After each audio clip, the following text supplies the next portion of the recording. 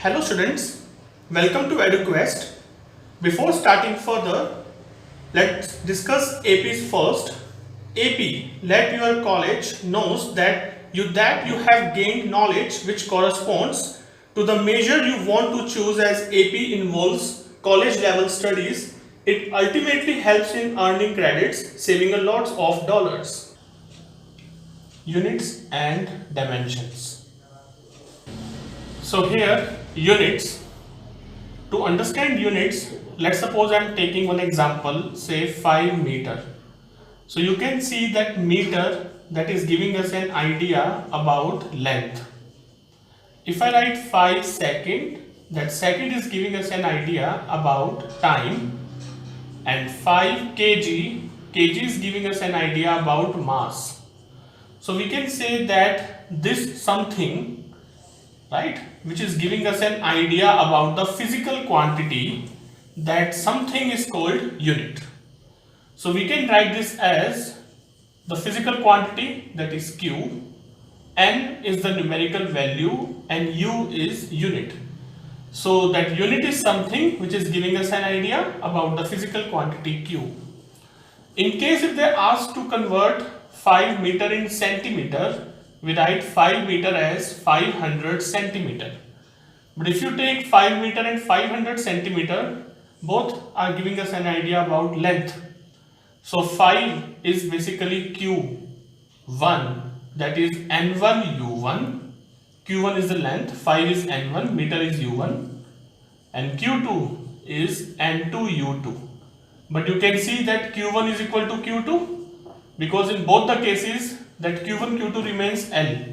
Therefore we can say that N1 U1 is equal to N2 U2. So this is the basic formula to convert one system into other system. Now as I just said, the system, so we have 4 system of units.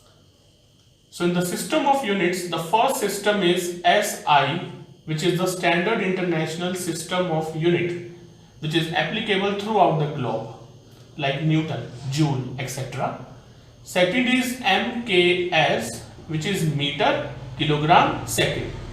So if we convert that Newton in MKS, which is kg meter per second square, that is called MKS system. Third is CGS, which is centimeter, gram, second. So if I convert this Newton in CGS, that will be gram centimeter per second square. And the fourth, that is FPS, which is foot pound second. In India, we generally prefer MKS and CGS, and this SI is accepted throughout the globe, including India also. Now, how to use this N1 U1 is equal to N2 U2? So let's understand with the help of one example. For example, I have taken 1 kg meter per second square.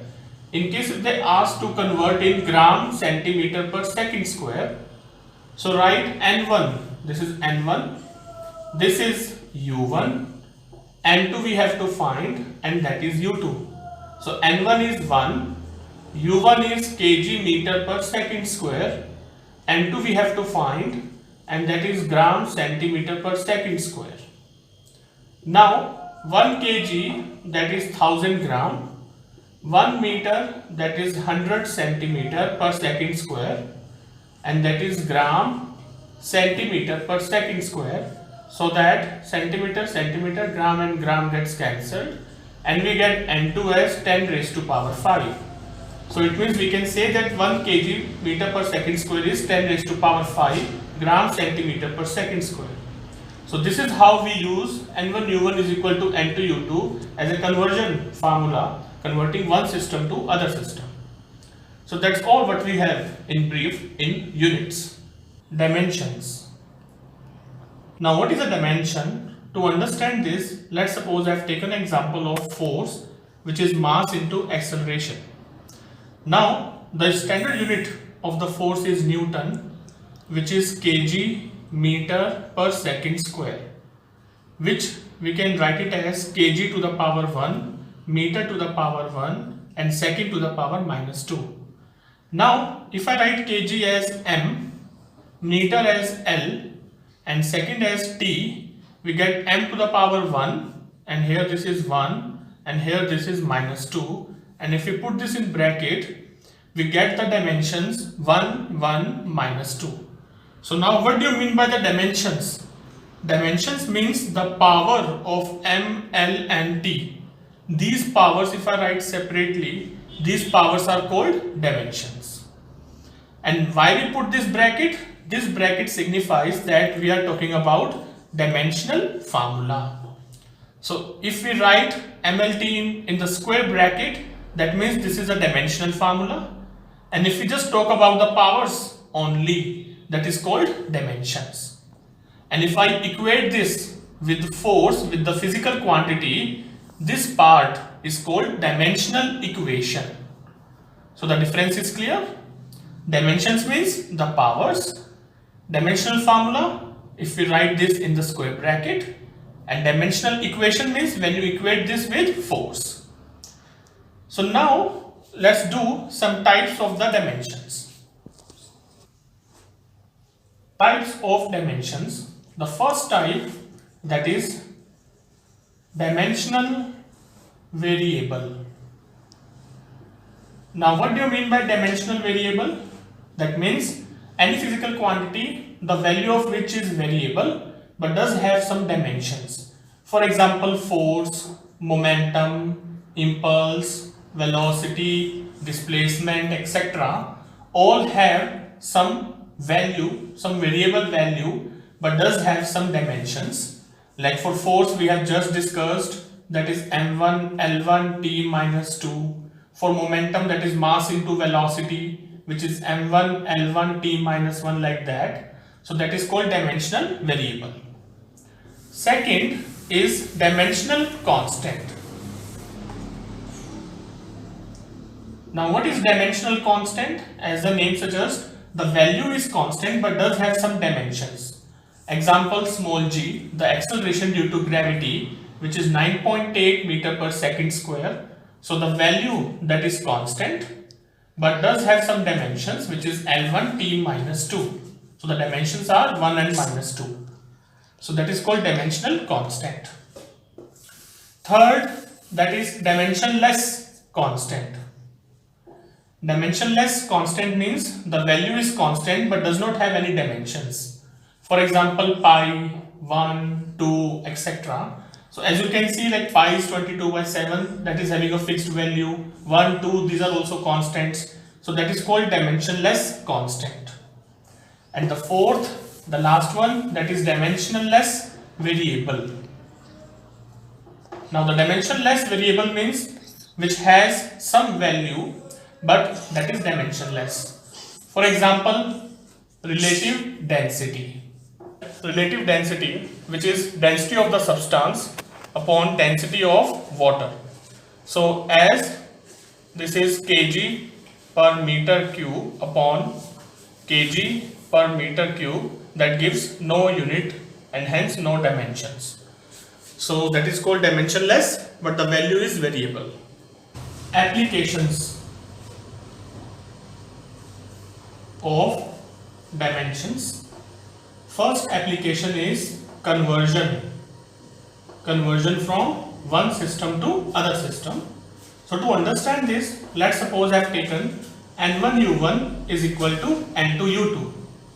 Now n1, write it as it is, u1 as m1 to the power a, l1 to the power b, t1 to the power c, and n2 u2 you can write m2 to the power a, L2 to the power b, and T2 to the power c. Because you can see that m1 will change to m2, like kg to gram, meter to centimeter, second to minute, but the dimensions remain same. So that m2 can be written as n1, and if you take this down, you get m1 by m2 to the power a, L1 by L2 to the power b, T1 by T2 to the power c. So this is the standard formula to convert one system to other system using dimensions. If we take one example to make it more clear, for example 1 Newton, that is dash dyne. Now we first have to find the dimensions of Newton, which is 1, 1, minus 2. So if we put it over here, N1 that is 1, and write this first like this, and here write the dimensions, which is 1, 1, minus 2. Now Newton, that is in kg, meter, second, and dyne, that is a CGS, which is gram, centimeter, second. So that second and second gets cancelled. Kg is 10 raised to power 3 gram.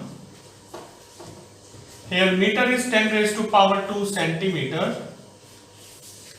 So that you get 10 raised to power 5. So this is how we convert one system to another. Second application is checking the accuracy. To understand this, they can give you any formula. I am taking a very simple formula. Let's suppose energy, that is mc square. Okay, and they ask you to check whether this formula is dimensionally correct or not. So to understand this, let's suppose I am taking LHS first, and here you put the energy in the dimensions, and we know that the dimensional formula for energy is m1 L2 T minus 2. Similarly, you take RHS, and here you put the square bracket with mc square, that is capital M. Speed is L1 T minus 1 to the power 2, so that we get m1 L2 T minus 2. So now here you can see that LHS, that is equal to RHS. So it means this formula is dimensionally correct. But there are some limitations also, that in case if they give you half mc square, or let's suppose 3 by 2 mc square, in that case this formula is dimensionally correct, but actually this formula is wrong. So you can't make a decision that the formula is actually correct or not. So this is just to verify the formula dimensionally only. So this is how we do it. Now the third application, which is very important, that is the derivation of formula. How we can derive the formula?